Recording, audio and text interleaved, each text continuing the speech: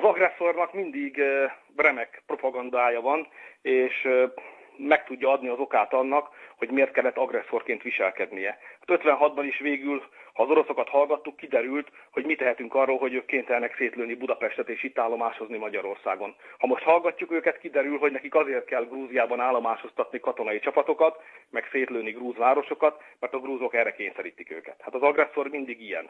Ez az imperializmus.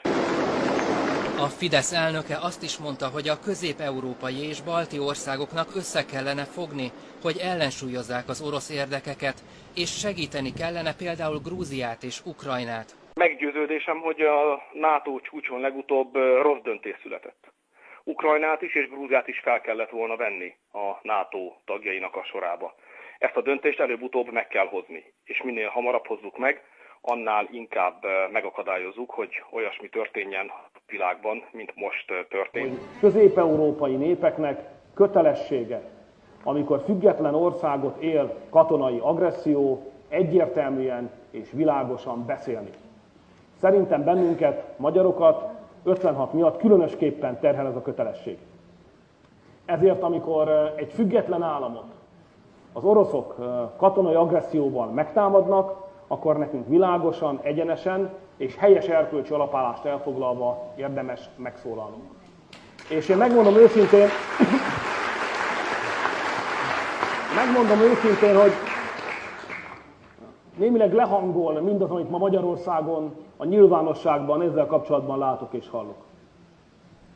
Tiszta európaiak lettünk. Az európai, tőlünk nyugatra létező országoknál volt az a szokás, legyen szó akár a 68-as orosz bevonulásról, vagy 56-ról, hogy az első reakciója a nyugatnak nem az, hogy világosan és határozottan elítéli az agresszort, hanem mint egy ilyen megértő szimpátiával mentségeket keres a számára, hogy miért tette, amit tett. És ez rögtön össze is zavarja az egyértelmű állásfoglalását, mert nem tud a lényegi tényekre összpontosítani. A ma bennünket körülvevő konfliktus lényegi ténye pedig úgy hangzik, hogy Oroszország egy másik független állam Grúzia területén katonai akciókat hajt végre. Ez az a tény, amiről nekünk véleményt kell kialakítani, minden más csak mellébeszélés, önfelmentés és a szocializmusból itt maradt erkölcsi relativizmusnak a maradványa. Ezért én azt javaslom, hogy beszéljünk egyenesen és világosan. Ami katonai agresszió, az katonai agresszió.